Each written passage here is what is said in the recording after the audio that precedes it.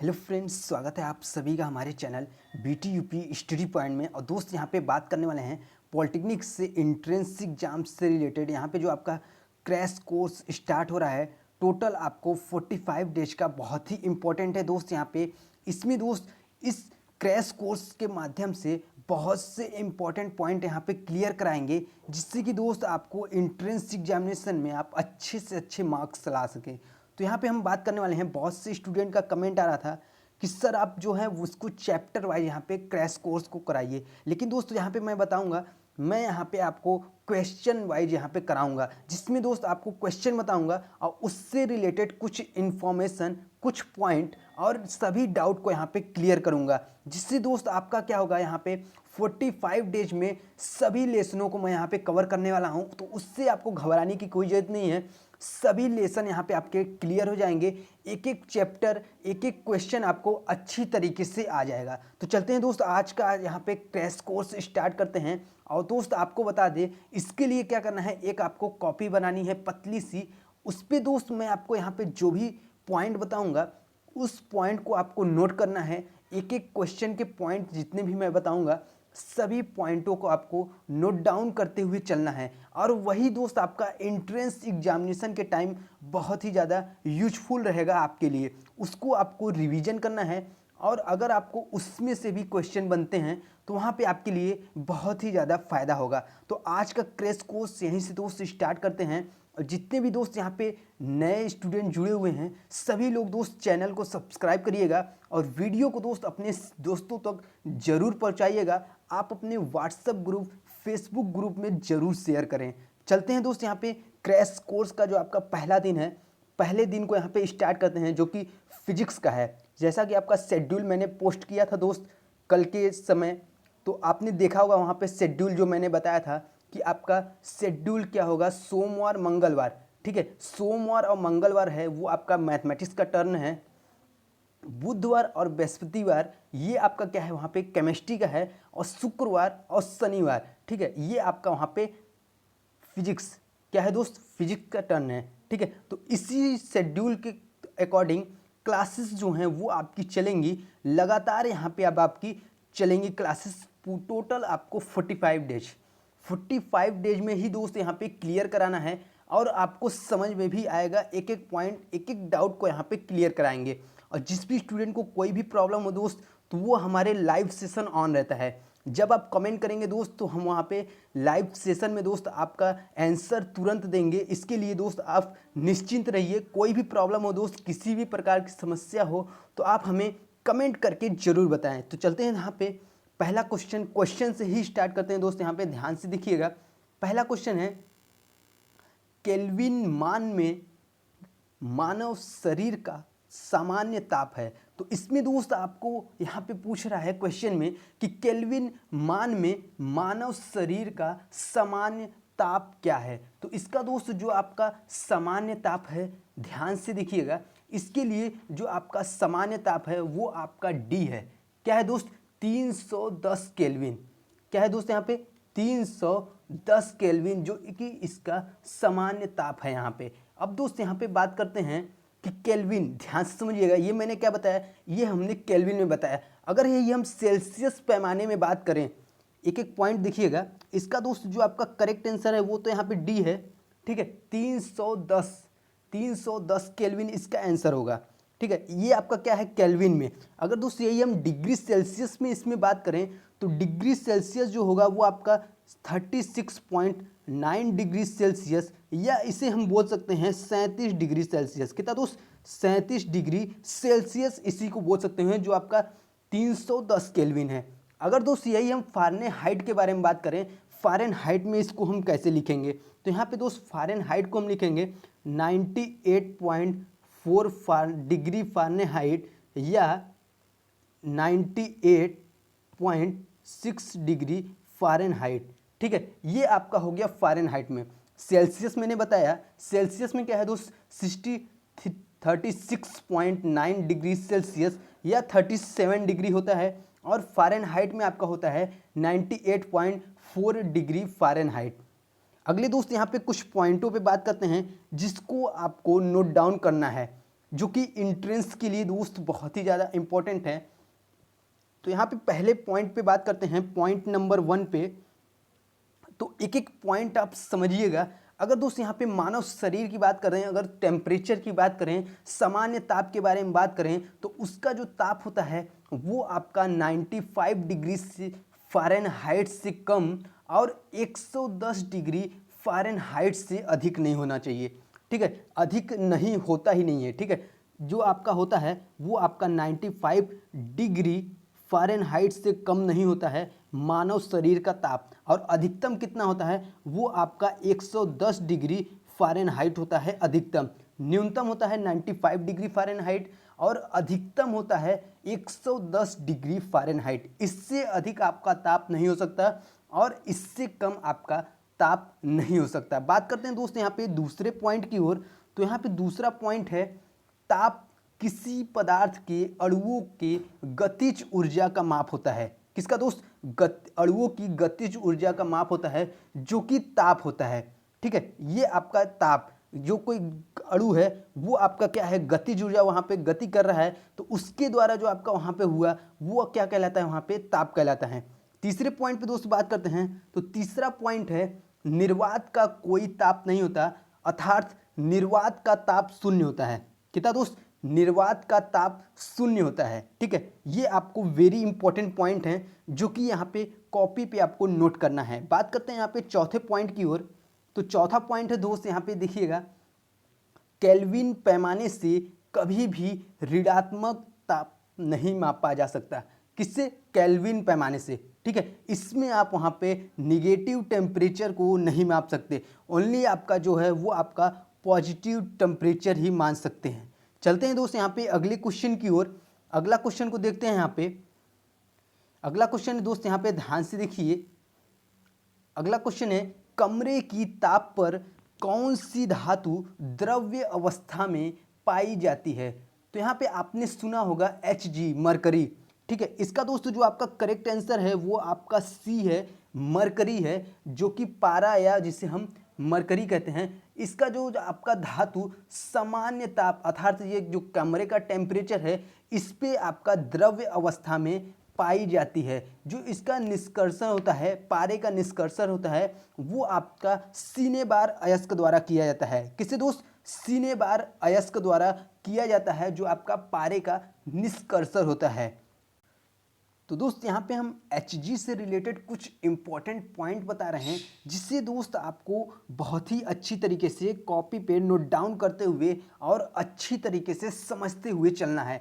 यहाँ पे बात करते हैं पारे की। तो पारे का जो घनत्व होता है वो आपका 13.6 ग्राम प्रति सेंटीमीटर क्यूब होता है। कितना दोस्त? 13.6 ग्राम प्रति सेंटीमीटर क्यूब। कितना दोस्त? Centimetre cube 13.6। ठीक है, यही हम दोस्त अगर बात करें किग्रा मीटर क्यूब में, तो इसका जो होता है वो आपका 13.6 इंटू 10⁻³ किग्रा प्रति मीटर क्यूब होता है। अब बात करते हैं कुछ अन्य जो आपके तत्व हैं उनसे रिलेटेड यहाँ पे बात करते हैं। तो इससे आपका जो इसमें है गैलियम, फ्रांसियम, ब्रोमीन, सीजियम, ये सभी क्या है, ये सभी भी तत्व वो आपके द्रव्य अवस्था में ही पाए जाते हैं टेम्परेचर पे। कौन से टेम्परेचर पे? वो आपका रूम टेम्परेचर। ठीक है, रूम टेम्परेचर अर्थात सामान्य ताप पर जो आपका गैलियम, फ्रांसियम, ब्रोमीन, सीजियम जैसे तत्व हैं, ये सभी आपके क्या हैं, ये भी आपके द्रव्य अवस्था में पाए जाते हैं। बात करते हैं यहाँ पे दोस्त अगले पॉइंट की ओर। तो अगला पॉइंट है, यहाँ पे ध्यान से समझिएगा। अगला पॉइंट है, तत्वों में सबसे अधिक घनत्व ओस्मियम का होता है। किसका? ओस्मियम का सबसे अधिक घनत्व होता है, जिसका होता है 22.6 ग्राम प्रति सेंटीमीटर क्यूब। ठीक है, किसका होता है? वो आपका ओस्मियम का होता है। किसका? ओस्मियम का होता है, सबसे अधिक घनत्व होता है। पॉइंट आप नोट करिएगा, सबसे अधिक किसका घनत्व होता है? वो आपका ओस्मियम का होता है, जिसका घनत्व 22.6 ग्राम प्रति सेंटीमीटर क्यूब होता है। ठीक है, अब दोस्त यहाँ पे अगले पॉइंट की ओर बात करते हैं। तो अगला पॉइंट है जो आपका Hg पारा है, वो आपका पारा धातु ऊष्मा चालन विधि द्वारा गर्म होता है। किससे? ऊष्मा चालन विधि द्वारा यह आपका गर्म होता है। तो यहाँ पे दोस्त चलते हैं अगले क्वेश्चन की ओर, और अगला क्वेश्चन यहाँ पे देखते हैं कि यहाँ पे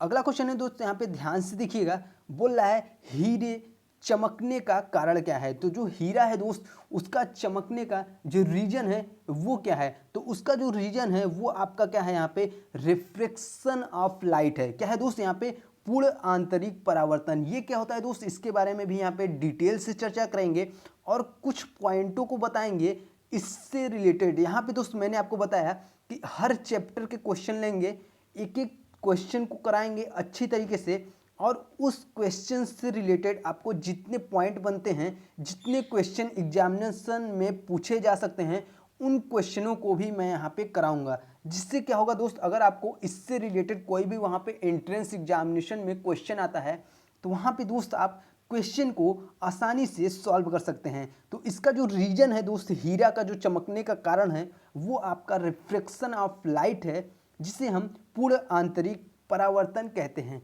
जब दोस्त कोई प्रकाश किसी जो आपका प्रकाश का किरण है किसी सघन माध्यम से विरल माध्यम में जाता है तो क्रांतिक कोण से अधिक कोण पर आ जाता है, तो वह दोस्त टकराकर उसी माध्यम में वापस लौट जाता है, जिस घटना को हम क्या कहते हैं, पूर्ण आंतरिक परावर्तन कहते हैं। या दोस्त इसे इस तरीके से भी कहा जा सकता है कि जब प्रकाश एक माध्यम से दूसरे माध्यम में जाता है तो वह अपने पथ से कुछ विचलित हो जाता है। इसका जो कारण है दोस्त, विचलन का कारण, इसे हम ही रिफ्लेक्शन ऑफ लाइट कहते हैं। आशा करते हैं यहाँ पे पॉइंट आपको समझ में आ गया है। चूंकि दोस्त यहाँ पे क्या है, ऊर्जा का ह्रास, यहाँ पे ध्यान से समझिएगा। हीरे का जो क्रांतिक कोण, अब बात करते हैं यहाँ पे क्रांतिक कोण के, जो आपका क्रिटिकल यहाँ पे एंगल होता है वो आपका सबसे कम होता है, कितना, 24 डिग्री। यहाँ पे जो हीरे का कोण है, क्रांतिक कोण है, वो आपका सबसे कम होता है। ध्यान से समझिएगा, हीरे का जो क्रांतिक कोण है वो आपका सबसे कम होता है, 24 डिग्री होता है। जब प्रकाश किरण हीरे में प्रवेश करता है तो सामान्यतः 24 डिग्री से अधिक क्रांतिक कोण पे टकराता है, जिससे क्या होता है, उसका बार बार वहाँ पे क्या होता है, परावर्तन होता है। क्या होता है, बार बार पूर्ण आंतरिक परावर्तन होता है। चूंकि उसमें क्या होता है दोस्त, वहाँ पे ऊर्जा का ह्रास न होने के कारण हीरा हमें चमकता हुआ वहाँ पे दिखाई देता है। इसका जो कारण है वो आपका यहाँ पे क्रांतिक कोण, इसका क्रांतिक कोण सबसे कम होने के कारण जो इसकी किरणें हैं वो क्या होती हैं, बार बार वहाँ पे टकराती हैं, जिस कारण दोस्त वहाँ पे हमें उसका जो ऊर्जा है वहाँ पे ह्रास नहीं हो पाता, और जिस कारण वहाँ पे हमें जो हीरा है वो यहाँ पे चमकता हुआ हमें प्रतीत होता है। इससे रिलेटेड कुछ यहाँ पे पॉइंट बताएंगे दोस्त, उसको भी आप यहाँ पे नोट करिए। तो पहला पॉइंट हो दोस्त, यहाँ पे ध्यान से समझिएगा। पहला पॉइंट, अगर हम दोस्त यहाँ पे बात करें पहले पॉइंट की ओर, तो पहला पॉइंट है कि पूर्ण आंतरिक परावर्तन के लिए आपतन कोण आई क्रांतिक कोण सी से अधिक होना चाहिए, अर्थात i greater than c, i is greater than c. पूर्ण आंतरिक परावर्तन के लिए आपतन कोण का मान क्रांतिक कोण से अधिक होना चाहिए, ये आपका कंडीशन है। ठीक है, दूसरे पॉइंट पे बात करते हैं। इसकी दोस्त एक और कंडीशन है, पूर्ण आंतरिक परावर्तन के लिए जो आपका प्रकाश की किरणें हैं, ठीक है, तो प्रकाश की किरणें सघन माध्यम से विरल माध्यम में ही जानी चाहिए, तभी आपका वहाँ पे पूर्ण आंतरिक परावर्तन होगा। ठीक है, जो आपका प्रकाश की किरणें हैं वो सघन माध्यम से विरल माध्यम में जाएंगी, तभी वहाँ पे आपका पूर्ण आंतरिक परावर्तन होगा, अन्यथा वहाँ पे नहीं होगा। बात करते हैं दोस्त यहाँ पे दूसरे पॉइंट की ओर। तो यदि आपतन कोण आई का मान क्रांतिक कोण के बराबर या कम है तो प्रकाश का अपवर्तन होगा। वहाँ पे क्या होगा दोस्त, प्रकाश का अपवर्तन होगा। कब होगा, जब जो आई का मान है वो आपका क्रांतिक कोण से कम या बड़ा हो। ठीक है, क्रांतिक कोण से कम या बराबर हो, क्रांतिक कोण से कम या बराबर हो तो वहाँ पे क्या होगा, प्रकाश का अपवर्तन होगा। यहाँ पे आप देख सकते हैं।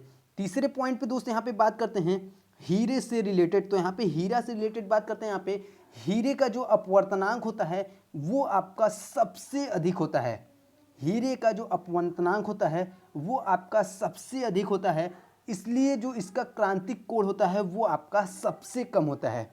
ठीक है, 2 पॉइंट यहाँ पे मिले। पहले पॉइंट मिला कि जो हीरे का अपवर्तनांक होता है वो आपका सबसे अधिक होता है, और मैंने अभी बताया कि जो हीरे का क्रांतिक कोण होता है वो आपका सबसे कम होता है। कितना होता है? 24 डिग्री होता है।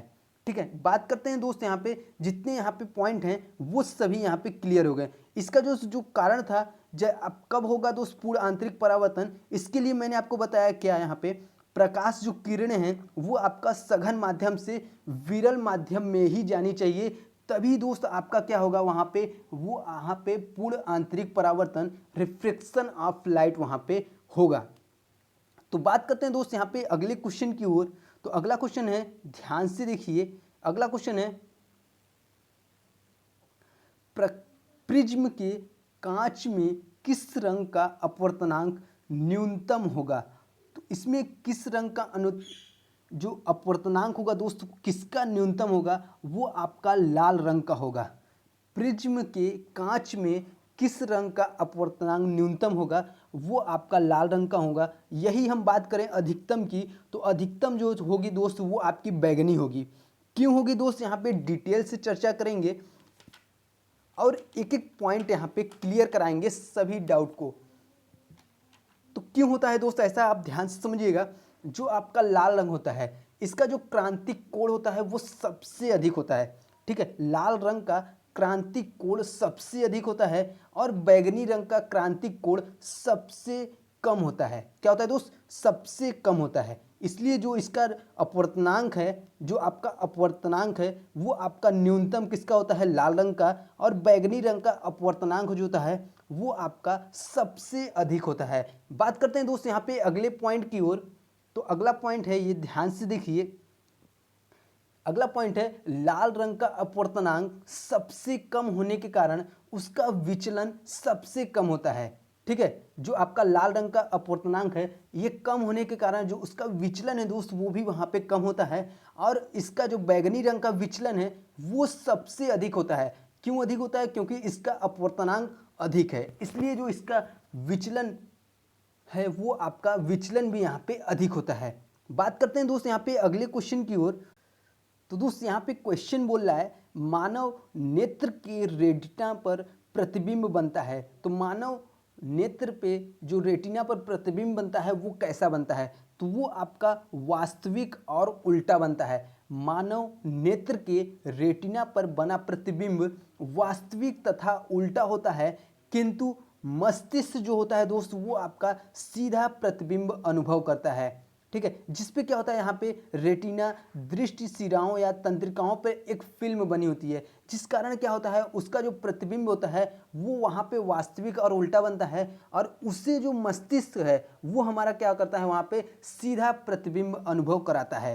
इसलिए दोस्त हम जो वस्तुओं को देखते हैं वो हमें सीधा वहाँ पे दिखाई देता है। इसके बारे में दोस्त आपको डिटेल से यहाँ पे बताएंगे कुछ पॉइंट जिसको आपको कॉपी पे नोट करना है। तो यहाँ पे पहले पॉइंट की ओर बात करते हैं।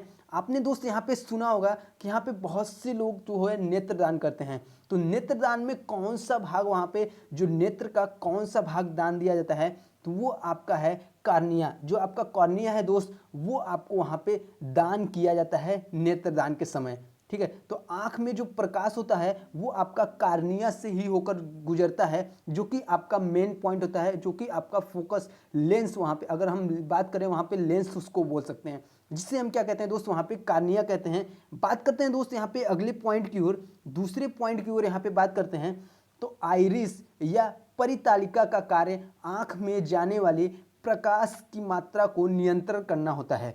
ठीक है, इसका जो उसमें कार्य होता है आइरिस या परितालिका का, उसका जो कार्य होता है आँख में जाने वाले प्रकाश की मात्रा को नियंत्रित करना होता है। अब बात करते हैं दोस्त अगले पॉइंट की ओर। तो अगला पॉइंट है जो आइरिस है आपका, आइरिस के बीच में एक छेद होता है जिसे हम क्या कहते हैं? आँख की पुतली कहते हैं या नेत्र तारा कहते हैं। ठीक है, इसी के द्वारा क्या होता है जो आपका प्रकाश जो जाता है उसको क्या करता है वहाँ पे नियंत्रित करता है। आँख जो आपका आइरिस है वो आपके जाने वाले जो प्रकाश की मात्रा है उसको नियंत्रित करता है, जो कि आपका कम और ज़्यादा होने पर जो आपकी पलक हैं वो आपकी झपक जाती हैं। तो इसका जो रीजन है दोस्त वो आपका यही है। तो आशा करते हैं यहाँ पे सभी पॉइंट आपको क्लियर हो गए हैं। दोस्त अगला क्वेश्चन चलते हैं यहाँ पे। तो अगला है दोस्त यहाँ पे, सूर्य ग्रहण के समय कौन सा भाग दिखाई देता है?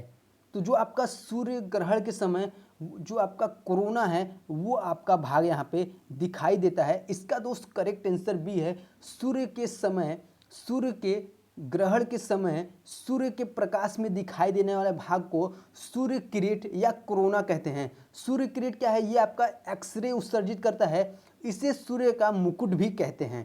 ठीक है, किसे? कोरोना, जिसे हम यहाँ पे सूर्य किरीट के नाम से जानते हैं। ठीक है, और ये क्या होता है? ये आपका एक्सरे उत्सर्जित करता है। जो आपका क्या है? जो आपका सूर्य किरीट है ये आपका एक्सरे उत्सर्जित करता है, इसे हम सूर्य का मुकुट भी कहते हैं। बात करते हैं दोस्त इससे रिलेटेड कुछ पॉइंट की ओर, जिसमें दोस्त यहाँ पे सूर्य ग्रहण के बारे में यहाँ पे बताएंगे। अब दोस्त यहाँ पे बात करते हैं, जब चंद्रमा सूर्य व पृथ्वी के बीच में आ जाता है तब क्या होता है? वहाँ पे सूर्य ग्रहण होता है। आप सभी लोग जानते होंगे सूर्य ग्रहण कब होता है? जब चंद्रमा सूर्य व पृथ्वी के बीच में आ जाता है तो वहाँ पे क्या होता है? सूर्य ग्रहण होता है। पूर्ण सूर्य ग्रहण के लिए हमेशा अमावस्या को ही होता है। कब होता है? अमावस्या को ही होता है पूरे सूर्य ग्रहण। ठीक है, अगले दोस्त यहाँ पे पॉइंट की बात करते हैं। यहाँ पे दूसरे पॉइंट की ओर, जब सूर्य और चंद्रमा के बीच पृथ्वी आ जाती है तब वहाँ पे आपका चंद्र ग्रहण होता है। कब होता है? चंद्र ग्रहण होता है, और चंद्र ग्रहण हमेशा पूर्णिमा को ही होता है। कब होता है दोस्तों? वहाँ पे चंद्र ग्रहण जो होता है वो हमेशा पूर्णिमा को होता है, और सूर्य ग्रहण जो होता है वो आपका अमावस्या को ही होता है। क्या होता है? अमावस्या को आपका सूर्य ग्रहण होता है, और चंद्र ग्रहण जो होता है वो आपका पूर्णिमा को होता है। बात करते हैं दोस्त यहाँ पे अगले पॉइंट की ओर। तो अगला पॉइंट दोस्त यहाँ पे, सूर्य की दीप्तिमान सतह को प्रकाश मंडल कहते हैं। किसकी दोस्त? सूर्य की दीप्तिमान सतह जो है उसे हम क्या कहते हैं? प्रकाश मंडल कहते हैं। अगले पॉइंट पे दोस्त बात करते हैं, प्रकाश मंडल के किनारे प्रकाश नहीं होते हैं, जिन्हें हम वर्णमंडल कहते हैं। प्रकाश मंडल का जो किनारा का भाग होता है दोस्त, वहाँ आपका प्रकाश नहीं होता है, जिसे हम वहाँ पे वर्णमंडल के नाम से जानते हैं। किससे दोस्त? वर्णमंडल के नाम से जानते हैं। तो जितने पॉइंट हैं दोस्त सभी पॉइंट नोट करिएगा। इंट्रेंस एग्जाम के लिए दोस्त आपके लिए बहुत ही ज़्यादा इंपॉर्टेंट है। जब दोस्त वहाँ पे सभी पॉइंट आप लिखते हुए चलेंगे, और आपको इंट्रेंस एग्जाम से पहले आपको वही पॉइंट पढ़ के जाना है। इंट्रेंस एग्जामिनेशन में आपको वही पॉइंट पढ़ कर जाना है, और यहाँ पे आपका लगातार रिवीजन करते रहिए। इसके लिए दोस्त मैंने आपको पहले ही बहुत ढेर सारे लेसन, लगभग दोस्त यहाँ पे 250 प्लस आपको वीडियो प्रोवाइड कराई जा चुकी है, जिसमें दोस्त आपको नीचे डिस्क्रिप्शन में लिंक भी मिल जाएगा। अगर आप वहाँ पे जाकर प्लेलिस्ट में देखेंगे दोस्त एक एक वीडियो को, तो आपको दोस्त बहुत ही ज़्यादा यूजफुल होगा। तो इससे दोस्त आपको एक एक पॉइंट भी क्लियर होता यहाँ पे चला जाएगा। तो आपका जो क्लासेस हैं वो आपकी इसी तरह चलेंगी। यहाँ पे ये फिजिक्स है, मैथमेटिक्स, अभी आपका इसके बाद जो आएगा दोस्त फिजिक्स का, वो आपका न्यूमेरिकल टाइप के भी क्वेश्चन यहाँ पे सॉल्व कराएंगे। आपने दोस्त प्रीवियस ईयर के क्वेश्चन पेपर देखा होगा, तो उसमें बहुत से क्वेश्चन आपको क्या है, न्यूमेरिकल टाइप के क्वेश्चन है, जिससे दोस्त आपको देखकर बच्चे क्या है दोस्त घबरा जाते हैं। तो आपको घबराने की कोई ज़रूरत नहीं है। एक एक पॉइंट को आपको क्लियर कराएंगे, कैसे आपको न्यूमेरिकल को सॉल्व करना है ये भी दोस्त वहाँ पे हम बताएंगे आपको, कि किस तरह आप न्यूमेरिकल को सॉल्व करिए, कम समय में कैसे क्वेश्चन को सॉल्व करें। एक एक पॉइंट आपको क्लियर कराएंगे, जिससे दोस्त आपको एंट्रेंस एग्जामिनेशन में मदद मिल सके। तो इसके लिए दोस्त आप वीडियो को हमारे शेयर करिएगा, अपने ग्रुप, व्हाट्सएप ग्रुप हो या दोस्त फेसबुक ग्रुप हो, वहाँ पे शेयर करिएगा। और अधिक से अधिक लोग जुड़ते हैं दोस्त यहाँ पे, तो क्लासेस को दोस्त और भी इम्प्रूव किया जा सकता है। नए नए टेक्नोलॉजी दोस्त यहाँ पे प्रयोग किए जा सकते हैं। एक एक पॉइंट के बारे में डिटेल से आपको समझाया जा सकता है। बात करते हैं दोस्त यहाँ पे अगले क्वेश्चन की ओर।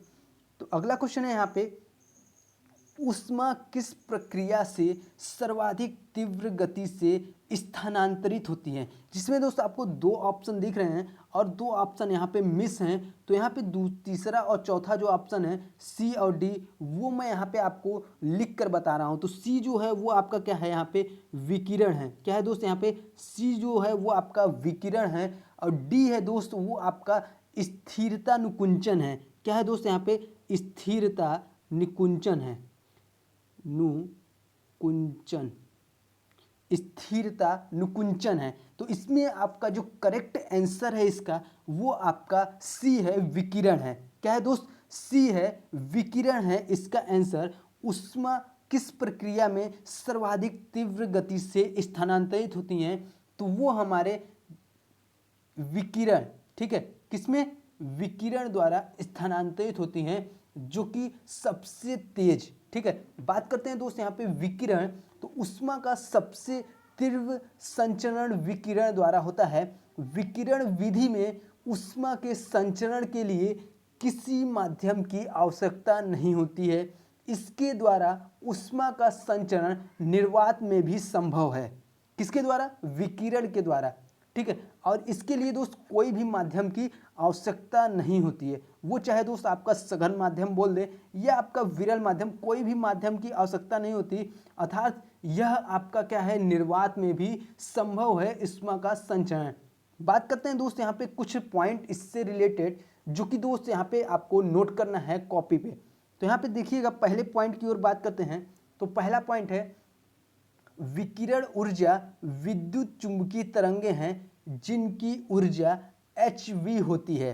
क्या होती है दोस्त, hv होती है। ये क्या है, एक चुंबकीय तरंग ही होती है। जो आपकी विकिरण ऊर्जा होती है ये आपकी विद्युत चुंबकीय तरंगे होती हैं, जिसकी ऊर्जा hv होती है। जहाँ पे आपको h की बात करें तो h जो है वो आपका प्लांक नियतांक है, और जो आपकी v है वो यहाँ पे क्या है, आवृत्ति है। क्या है दोस्त, आवृत्ति है। h क्या है, यहाँ पे प्लांक नियतांक है। बात करते हैं दोस्त यहाँ पे सेकेंड पॉइंट की ओर। तो सेकेंड पॉइंट है, विकिरण ऊर्जा अवरक्त किरणें होती है। कौन सी, अवरक्त किरणें होती हैं। अगर दोस्त यहाँ पे क्वेश्चन भी आ सकते हैं कि अवरक्त किरणें क्या हैं, तो वो आपकी क्या है, विकिरण ऊर्जा है। या दोस्त विकिरण ऊर्जा क्या है, वो आपकी अवरक्त किरणें ही होती हैं। तो जो पॉइंट दोस्त बता रहे हैं इससे रिलेटेड भी आपको एंट्रेंस एग्जामिनेशन में क्वेश्चन बन सकता है। इसलिए दोस्त पॉइंट आपके लिए, जितने पॉइंट बता रहे हैं सभी आपके लिए बहुत ही ज़्यादा इंपॉर्टेंट हैं। तो यहाँ पे दोस्त बात करते हैं अगले पॉइंट पे। तो तीसरा पॉइंट है दोस्त, यहाँ पे तीसरा पॉइंट है, सूर्य का प्रकाश पृथ्वी तक विकिरण द्वारा ही पहुँचता है। किसके द्वारा, विकिरण द्वारा ही पहुँचता है। ये मैंने आपको क्लासेस में बहुत बार लगभग दोस्त यहाँ पे बता चुका हूँ। अगला पॉइंट दोस्त बात करते हैं यहाँ पे चौथे पॉइंट की ओर। तो पृथ्वी का वायुमंडल ऊष्मा के संवहन से ही गर्म होता है। इसके प्रीवियस क्लासेस में मैंने आपको बताया था कि पृथ्वी का जो आपका वायुमंडल है वो आपका ऊष्मा संवहन से ही गर्म होता है। बात करते हैं दोस्त यहाँ पे अगले पॉइंट की ओर। तो अगला पॉइंट है, विकिरण ऊर्जा सदैव प्रकाश की चाल से चलती है। किसकी दोस्त, सदैव प्रकाश की चाल से चलती है। ये भी मैंने आपको प्रीवियस क्लासेस में बताया था।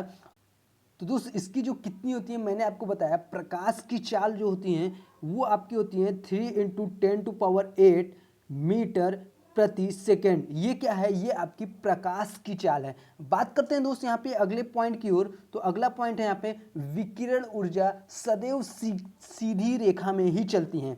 जो आपकी विकिरण ऊर्जा है वो आपका क्या है दोस्त, सदैव सीधी रेखा में ही चलती हैं। तो जितने पॉइंट दोस्त बता रहे हैं सभी पॉइंट आपके लिए इम्पॉर्टेंट हैं, और इन सभी पॉइंट को आपको एक कॉपी में नोट डाउन करना है और इसको रिवीजन करना है। ठीक है, यहाँ पे दोस्त चलते हैं अगले क्वेश्चन की ओर। अगला क्वेश्चन देखेंगे और क्वेश्चन से रिलेटेड इम्पॉर्टेंट पॉइंट को जानेंगे यहाँ पे। तो अगला क्वेश्चन है, पृथ्वी का पलायन वेग है। तो पृथ्वी का पलायन वेग कितना है, वो आपका है दोस्त 11.2 किलोमीटर प्रति सेकेंड। कितना है दोस्त, 11.2 किलोमीटर प्रति सेकेंड। पलायन वेग क्या होता है, पलायन वेग वह न्यूनतम वेग है जिससे किसी पिंड को ऊर्ध्वाधर ऊपर की ओर फेंकने पर पिंड के पृथ्वी के गुरुत्वीय क्षेत्र को पार कर जाता है तथा पृथ्वी पर कभी वापस नहीं लौटता है। अतः पृथ्वी तल से वस्तु के लिए पलायन वेग 11.2 किलोमीटर प्रति सेकेंड होता है। इसके कहने का तात्पर्य क्या है दोस्त, यहाँ पे एक एक पॉइंट समझिएगा। इसके कहने का तात्पर्य है, अगर आप किसी वस्तु को 11.2 किलोमीटर प्रति सेकेंड के स्पीड से आप ऊर्ध्वाधर ऊपर की ओर फेंकते हैं तो वह आपका गुरुत्वीय क्षेत्र को पार कर जाता है और पृथ्वी पर वापस आपका कभी लौट कर नहीं आता है। ठीक है, कितना दोस्त, इसके लिए जो आपकी स्पीड होनी चाहिए वो आपका कितना होना चाहिए, 11.2 किलोमीटर प्रति सेकेंड। अब दोस्त यहाँ पे बात करते हैं जो आपकी पलायन एनर्जी है। पलायन एनर्जी क्या होता है, पलायन वेग से फेंकने के लिए पिंड को दी गई गतिज ऊर्जा को पलायन ऊर्जा कहते हैं। क्या कहते हैं दोस्त, पलायन वेग से फेंकने के लिए पिंड को दी गई गतिज ऊर्जा को पलायन ऊर्जा कहते हैं। अगला दोस्त यहाँ पे जैसे पलायन ऊर्जा का फॉर्मूला क्या होता है यहाँ पे, तो पलायन ऊर्जा का फॉर्मूला होता है U = -G_m_E_m अपान में RE का स्क्वायर RE। ठीक है, ओनली RE। ठीक है, G_m_E_m अपान में RE, ये क्या है, ये आपका पलायन ऊर्जा है। क्या है दोस्त, पलायन ऊर्जा है। जहां अगर हम बात करें U की, तो U दोस्त आपका पलायन ऊर्जा है और जो आपका कैपिटल G यहाँ पे दिख रहा है ये आपका है दोस्त गुरुत्वाकर्षण नियतांक। क्या है, गुरुत्वाकर्षण नियतांक है। अगर RE की बात करें तो RE दोस्त जो है वो आपकी पृथ्वी की त्रिज्या है। M की बात करें तो M आपका है दोस्त यहाँ पे पिंड का द्रव्यमान, और जो ME है यहाँ पे ME है वो क्या है दोस्त, वो आपका पृथ्वी का द्रव्यमान। अब दोस्त बात करते हैं यहाँ पे पलायन वेग की फार्मूला। तो दोस्त जो आपका पलायन वेग का फार्मूला होता है ये आपका V = √2GRE। ये क्या होता है, V = 2GRE होता है। ये आपका पलायन वेग का फार्मूला है। एक एक पॉइंट देखिएगा दोस्त, इसमें आपको एंट्रेंस एग्जामिनेशन में बहुत बार पूछा गया है कि पलायन वेग का फार्मूला इनमें से कौन सा है, जिसमें दोस्त आपको 4 ऑप्शन दे दिए जाते हैं। तो ऐसे में दोस्त आपको क्या करना है, पॉइंट जो मैं बता रहा हूँ सभी पॉइंट को आपको क्लियर करना है, ताकि दोस्त अगर इस पॉइंट से भी आपको वहाँ पे क्वेश्चन पूछते हैं, क्वेश्चन आता है तो वहाँ पे दोस्त क्वेश्चन को आसानी से सॉल्व कर पाएंगे। अगला दोस्त यहीं पे पॉइंट पे बात करते हैं दूसरे पॉइंट की ओर। तो अगला पॉइंट है यहाँ पे कक्षीय वेग तथा पलायन वेग में निम्न संबंध होता है। अगर दोस्त यहाँ पे बात करें कक्षीय वेग और पलायन वेग, तो कक्षीय वेग V बराबर होता है √2VO। जो आपका यहाँ पे VO जो है वो आपका क्या है, कक्षीय वेग है, और जो आपका V है वो आपका क्या है, पलायन वेग है। तो कक्षीय और पलायन वेग में जो संबंध होता है वो आपका है दोस्त यहाँ पे V = √VO। तो जितने पॉइंट बता रहे हैं दोस्त आप नोट करिए। अगले दोस्त यहाँ पे पॉइंट की बात करते हैं, यदि पृथ्वी के समीप चक्कर काटते उपग्रह का कक्षीय वेग किसी कारणवश बढ़कर √2 गुना हो जाए तो वह उपग्रह जो आपका उपग्रह है वो अपनी कक्षा छोड़कर पलायन कर जाएगा। कब करेगा दोस्त, जब उसका जो कक्षीय वेग है, अगर फिर से मैं बोल रहा हूँ यहाँ पे ध्यान से समझिए, यदि पृथ्वी के समीप कोई ग्रह जैसे आपका उपग्रह है वो चक्कर काट रहा है और कक्षीय वेग से, ठीक है, कक्षीय वेग से किसी कारण जो उसका वेग है वो आपका बढ़कर √2 गुना हो जाता है, तो वह उपग्रह है जो आपका उपग्रह है वो अपनी कक्षा को छोड़कर पलायन कर जाता है। क्या कर जाता है दोस्त, पलायन कर जाता है। उसके लिए जो आपका स्पीड है, कक्षीय वेग है, वो आपका कितना √2 गुना बढ़ना चाहिए। ठीक है, अगर 2 गुना बढ़ता है दोस्त वहाँ पे तो उपग्रह अपनी कक्षा को छोड़कर पलायन कर जाएगा। बात करते हैं दोस्त यहाँ पे अगले क्वेश्चन की ओर। तो अगला क्वेश्चन है सूर्योदय एवं सूर्यास्त के समय सूर्य लाल दिखाई देता है।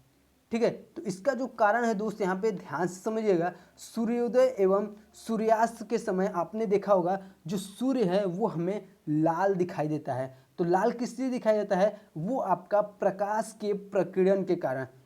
इसका दोस्त जो आपका आंसर है इसमें बी इसका आंसर है। जो इसका रीजन है, लाल दिखने का रीजन है वो आपका क्या है, प्रकाश के प्रकीर्णन का कारण है।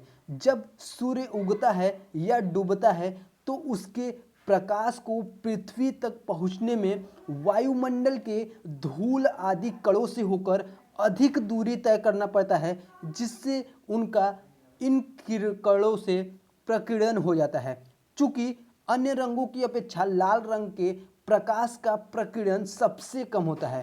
किसका होता है? सबसे कम होता है वो आपका लाल रंग का प्रकीर्णन होता है अन्य रंगों की अपेक्षा, क्योंकि जो प्रकीर्णन होता है वो आपका प्रोपोर्शनल टू होता है 1/λ/4। क्या होता है? प्रकीर्णन प्रोपोर्शनल टू 1/λ/4 होता है। इसलिए जो आपकी लाल रंग का यहाँ पे प्रकाश का प्रकीर्णन है वो कम होता है, और इसी कारण जब आपका सूर्य उगता है या डूबता है तो हमें वहाँ पे लाल दिखाई देता है। बात करते हैं दोस्त यहाँ पे अगले पॉइंट की ओर, जिस कारण इसका जो यहाँ पे मैंने बताया प्रकीर्णन प्रोपोर्शनल टू 1/λ/4।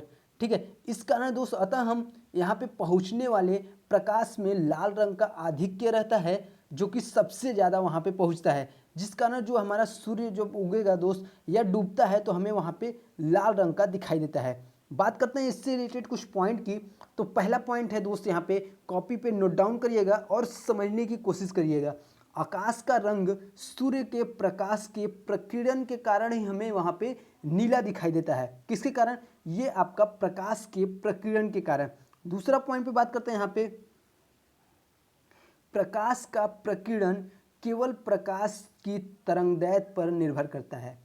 प्रकाश का दोस्त जो आपका प्रकीर्णन है वो आपका केवल और केवल तरंगदैर्घ्य पर निर्भर करता है। पॉइंट नोट करिएगा। अगला पॉइंट पे दोस्त यहाँ पे बात करते हैं, समुद्र का पानी भी प्रकीर्णन के कारण नीला दिखाई देता है। आपने सुना होगा या देखा होगा कि जो समुद्र का पानी है दोस्त वो आपका क्या है? नीला दिखाई देता है। तो उसका कारण भी क्या है? वहाँ पे आपका प्रकीर्णन है। अगले दोस्त यहाँ पे पॉइंट की बात करते हैं, चौथे पॉइंट की। तो चौथा पॉइंट है, अंतरिक्ष से अगर हम देखेंगे तो आकाश जो है वो हमें कैसा? काला दिखाई देगा। कैसा दिखाई देगा? काला दिखाई देगा। तो इसका भी रीजन है जो वो आपका प्रकीर्णन ही है।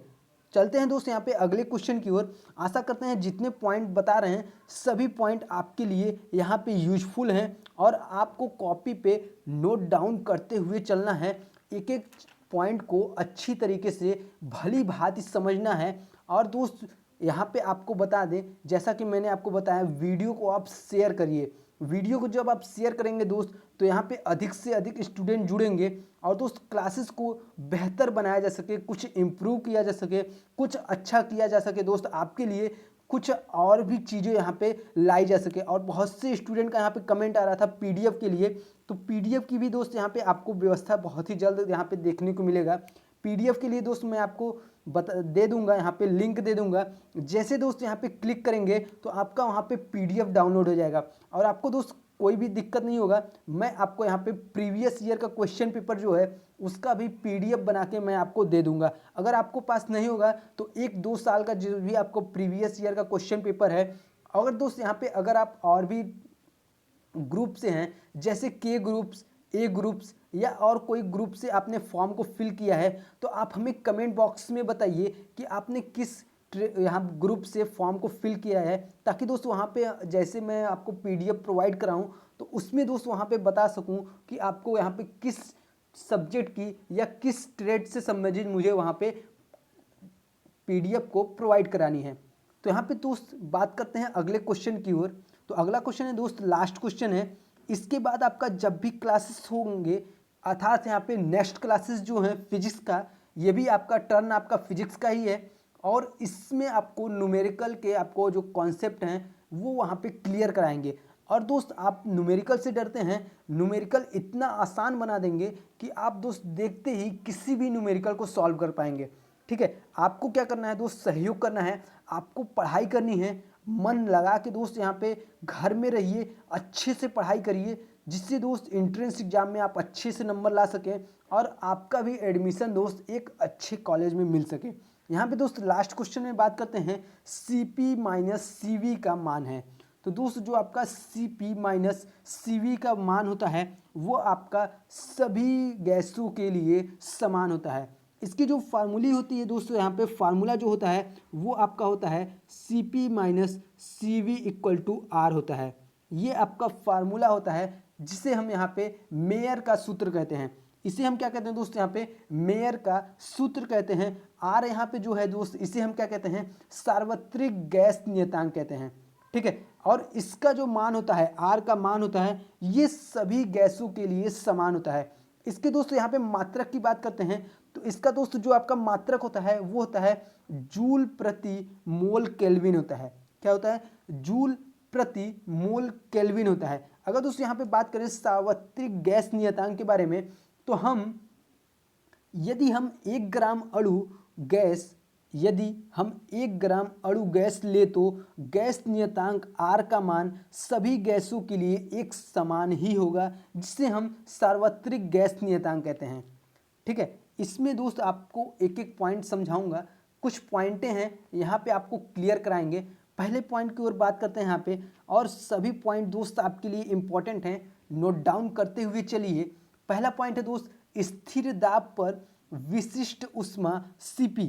जो आपकी Cp है दोस्त, ये क्या है? ये आपका विशिष्ट ऊष्मा, स्थिर आयतन पर विशिष्ट ऊष्मा।